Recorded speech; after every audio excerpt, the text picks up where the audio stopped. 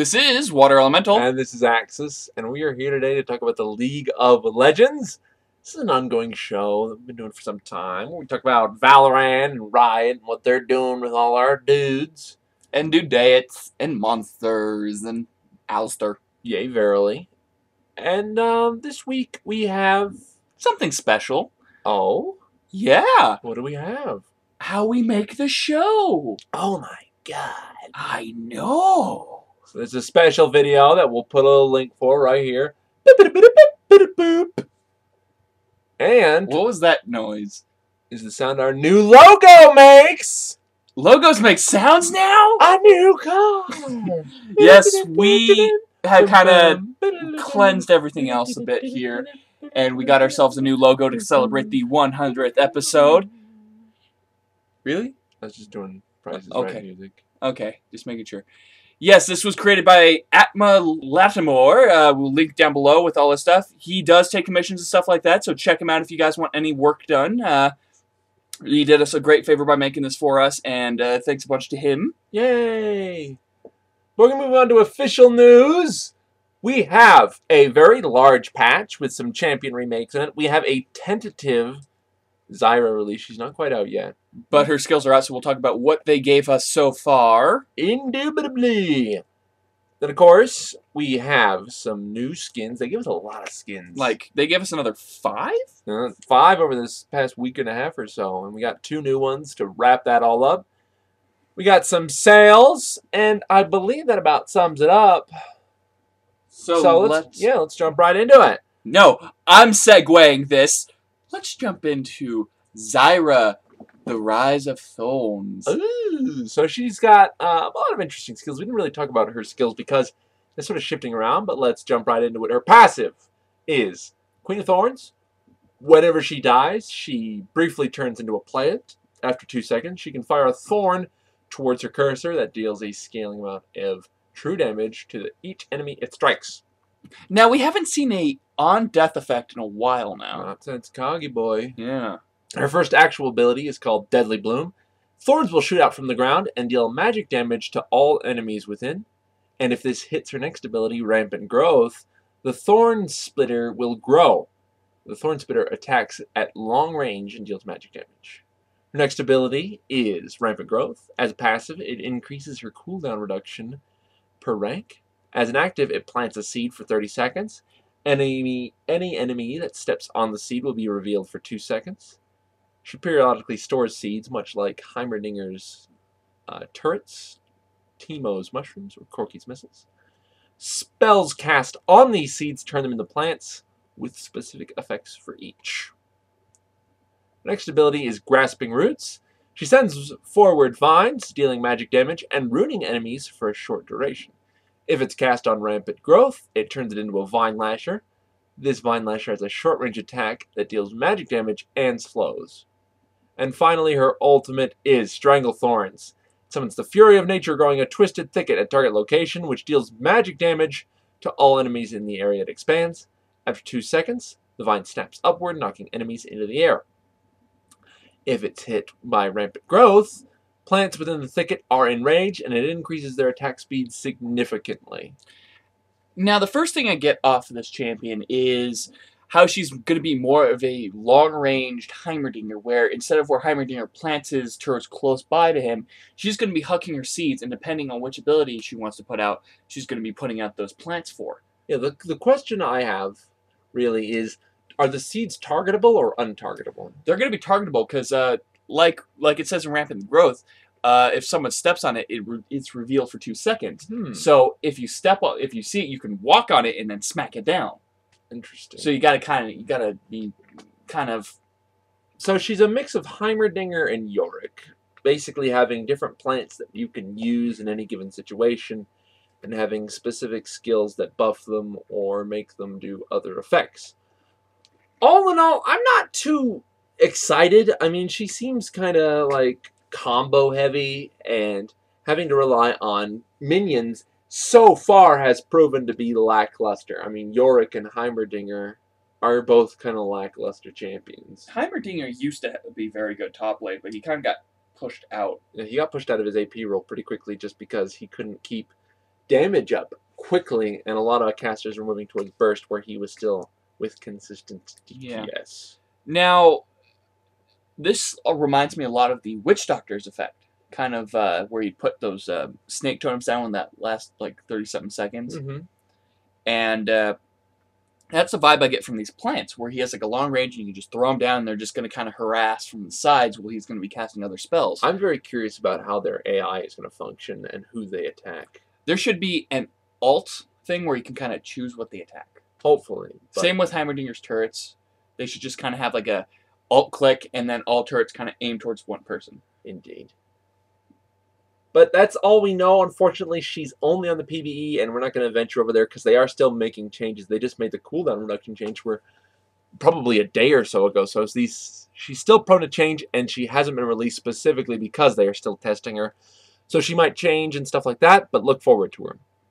The next thing, of course, was today the big patch dropped. We have the Evelynn remake, we have the Twitch remake, and the Xinyao remake.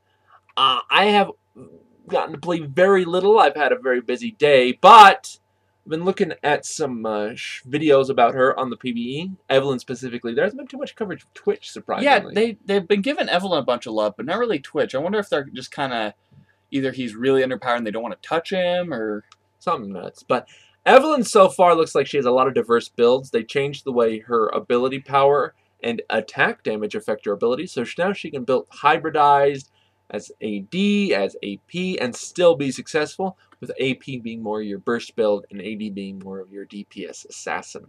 Now, I like that change. Evelynn used to have that, you have to build her this way to be good. Well, the thing is like, okay, you can build AP and do damage with your abilities, or you can build AD and get damage out of your ult. Yeah. And it was like, oh, okay. It's kind of silly, and I'm glad they changed it.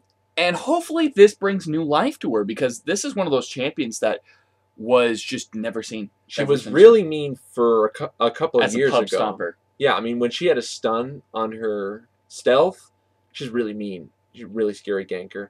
And when they took that away, she kind of fell under the radar. And, I mean, she's really good in pubs, but really awful in tournament play. And hopefully, with the way Shadow works now, or Shadow Walk, she'll be a lot more accessible and a lot more easy to predict in terms of the damage she's going to do to your team. Next, of course, we have the big remake to Twitch. Twitch, of course, being a champion that, much like Evelynn, got stomped a lot in tournament play, but was no... He was a bit better. You could see him in some ranked games, depending on the builds and stuff like that, but it wasn't... He still wasn't good enough for tournaments and stuff like that. Yeah, because he was gimmicky. He was like, spray and pray. Are they dead? No. All right, you're useless. I'm going to bust my ult. Now they kind of moved him to be more of sort of a, almost Varus-esque, where you're lining up dots and then activating them to get good amounts of damage off while still having that really mean-spirited ult. So I think this is a good change for Twitch. Again, I haven't played with him yet because we haven't been able to, but it looks cool and I'm excited. Now, finally, the third remake is the Xinyao changes. Xinyao is a champion that I have bitter memories of. The Win Now patch when he first came out. He was... That's when I first started. Remember, I'm like, this Xinyao guy is stupid. How long has he been out? About a week. I'm like, oh my. But, interesting new changes. I haven't seen too many people play him. There's been a big stigma about him. But hopefully this will do him well. I mean... I liked the way they moved around certain abilities, gave some things ratios that didn't have them before, and buffed some of the ratios. So I think this will be really fun. I really like his passive. If you don't know what it is, it's called Challenge. Xinyao challenges his target with his basic attacks and Audacious Charge, reducing their armor by 15% for 3 seconds. Only one target can be challenged at a time. Now, this also stacks with Crescent Sweep.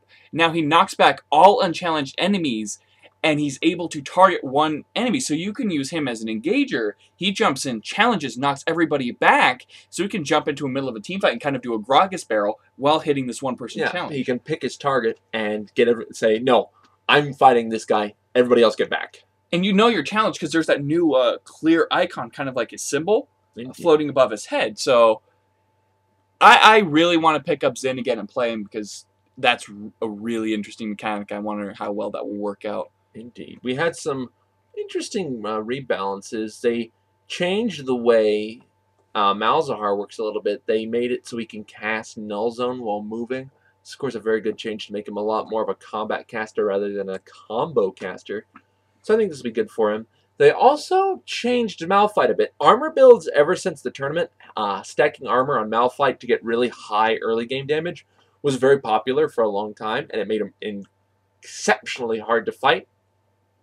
They reduced the armor ratio on Ground Slam and gave it an AP ratio, so you can sort of move away from really high armor builds for damage, so that way you can't get durability and damage, but now he can have a little bit more AP scaling and be less scary in early game fights with those particular builds. I think it's a good change.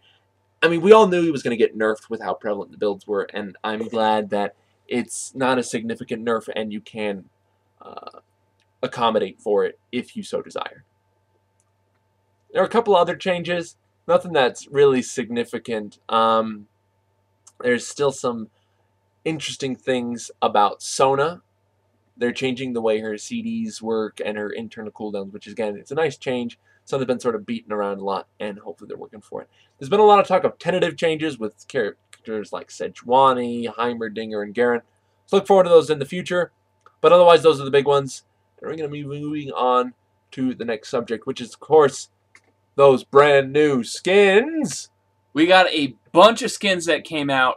We have the Inferno Alistair and the new Xerath skin. These, of course, are coming on the tails of all those other cool skins that came out recently, and these two are definitely right up there with the other ones. Inferno Xerath is unbelievably cool. Like, all the fire effects. It's like it's not like a fire effect from Annie or something where it's just it's not fire like effects. It's not like Ahri's fire effects on her skin. No, this is explosions. It's insane when he does his long Q ability. It's like a lava jet stream. It's a thing I've never seen before in the game, and it's just intimidating when you just see this wall of fire smack into you. And it's just the effects on her are amazing. They top themselves on a fire skin and just insane. And then the Alistair skin is it's pretty looking, but it doesn't really add anything. It doesn't really add anything to it.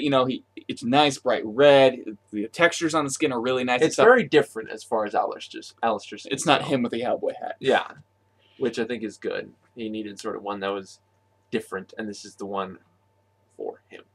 Definitely. And finally, this one was released earlier today. It is the new Mythic Cassiopeia. Ooh. Now this one, it's a decent looking skin. She really has needed one for a while. I don't think she has gotten one before. Yeah, not since release. And this one, of course, comes along with her new particle effects. Ooh. They did her particle effects? I didn't know about that. Yes, they did. Completely brand new. Looks very, very good. This, of course, comes with the Greek release of League of Legends. Wasn't this one like the Xin skin that was supposed to be released for only that area, but then they just kind of gave it up to everybody? I have no idea. I was just wondering about that. I wasn't 100% sure. So. Me either. Who do we got for sales this week? For champion sales this week, we have Maokai, Zillion, and Ziggs. These are all champions that sort of have very unique roles. Maokai is one of those. He's a really quick clear, really scary ganker who's also a tank with good mitigation. Really, really frightening champion to play if you play him properly. If you play him properly, I play him solo top. And a lot of people don't spec him because you think you're going to be jungling. But him as a solo top, if you have a good jungler with you that you can coordinate with, it's just reversing things. As long as you can get those snares off, your jungler can finish him off, get that kill, and back off. Oh, yes. Finally, Zillion. Very interesting support. A lot of people play him as support. He's got really, really, really good AP damage. He's got an amazing game-changing ult. He, of course, has really nice CDR and goofy abilities. He's very different than any other champion. He only has one offensive ability. And it's all you need. It's all you need, especially since you put one bomb out, reduce the cooldown of it, hit the bomb again on that same person, and it detonates quicker, so you can stack damage on people, time it right. It's mean-spirited. Very mean-spirited. And, of course, his ult is just a super guardian angel. And But please use it on the appropriate person sometimes, because come on. Come on, guys. And finally, Ziggs is a very strong AP caster. A lot of people don't expect the damage he's going to do, especially with his passive and his ult. Very frightening, lots of mobility, kind of lots of zone denial, and a very interesting bouncing mechanic. You don't see him much nowadays, even though he hasn't really lost much strength. No, he's still very good. What do we have for skins this week? For champion skin sales this week, we have Dark Rider Sejuani. Sejuani's not a very popular champion, but she has a number of skins, and this one is amongst them. This is the skin I use for Sejuani. It looks very different. It's very armored. It's just neat looking. She looks like she's ready to fight, even though she can't really do damage. Battle Boar! Oh, yeah. Next up, we have Road Warrior Misfortune. This is the Misfortune skin I use. It's a lot different than the other ones, where the other ones is sort of cutesy, or like, you know, I'm a mob queen, or I'm a secret agent. This Look is at my boobies! This one's, I'm going to shoot you in the face. It's really fun, and I like it a lot. And finally, we have Baron von Vegar. Vygar has a lot of awesome skins, and this one is amongst them. I mean, whether you want to be a wizard, an evil mastermind, or walking on a giant enemy tank, this is just a great looking skin. It doesn't have new particle effects, unfortunately, like the villain one does, but it's still a very nice looking skin, and it's the one I personally use. A lot of Vegar skins are very bright and colorful. Like, you've got the Leprechaun skin that's bright green, you have the supervillain one that's just purple, and then you have the Wizard one, which is like a nice gray. This one is just a good, clean silver, a lot of dark tones to it. Looks very metallic and stuff. And it's a very different change to a Vegar skin where he's wearing more metallic than he's wearing cloth. Indeed. And that's it for news this week. It was a very interesting week. I can't wait for Zyra to come back and, you know, show us what she's made of. Show me what you got! Show me what you got! And that's it for official news this week. We're going to move on to our own section. This week's question comes from our email. Ooh. And it is from Global Authority Accusation. This guy again. And he asked us, what games are you playing besides League of Legends right now? It's been a really dry, stale season right now, and with the Steam sales going on, what are you playing? Personally, I've been playing a lot of Sins of a Solar Empire Rebellion. This is a grand strategy game set in space. It's got a lot of cool economic and diplomatic things going for it. I really like space, and so this game comes pretty natural to me, and there's a really cool mod out for it called Distant Stars. It's really awesome. I'm playing with my friends. Tons of fun. And, of course, I'm gearing up to play Guild Wars 2, which is coming out here in August.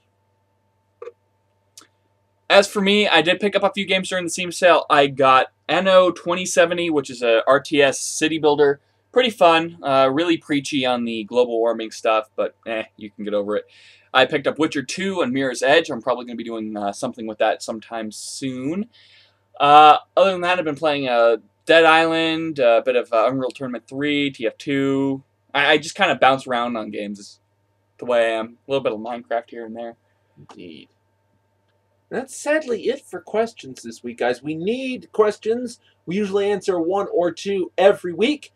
You can submit questions in the comments section below, or you can send them to our email at spasticgaming@gmail.com, or on our website, spasticgaming.com. There's a forum icon at the top you can click on. We are still remodeling the website. It's just taking some time on this, especially with the new logo, and so it is a little bit messy right now. We're trying to get it up and running. If there's anything you would like to see on the site, like any certain kind of, you know, posts or anything like that, or if you want direct links to anything, let us know what you guys want to see on that website, because it is made for you. Yay! There's also a really ugly Twitter feed. What looks good? Blue on black. Lovely. But that's really all we have for this week. Check out our making of episode. We know it's a little goofy, but we had a lot of fun with it, and we hope you guys too. Otherwise, this has been Axis. And Water Elemental. And I am obligated to say, hello, Samantha Cleland. Ouch. Ball whipped.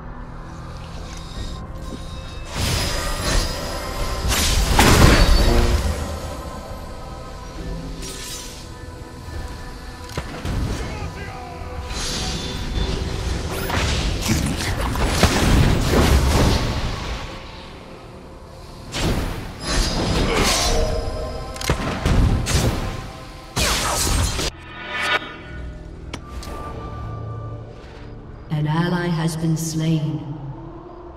The enemy's inhibitor is respawning soon.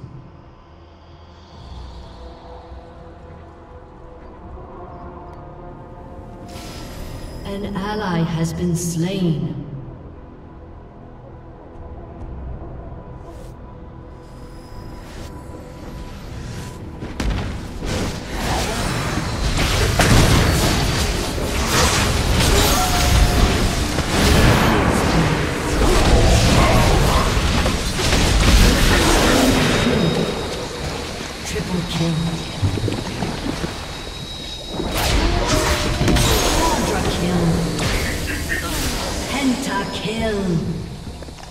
Aced.